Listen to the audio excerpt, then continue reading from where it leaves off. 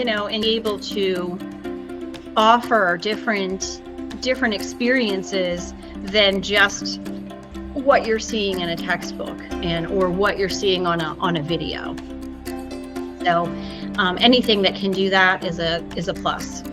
We know that our students only have maybe a 10-minute window where they are open to paying attention to any one concept that they're not doing themselves.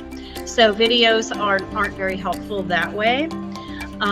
We also know that as far as the textbook goes, we have our students who are visual learners, and so textbooks don't really help them because they need to see something happening, not just read about it. So it's comes down to learning styles as well. Then you're moving into the sim mannequins and the simulated equipment. And I think my problem with them is that they don't offer an immersive experience where the students don't feel like they're in the scenario.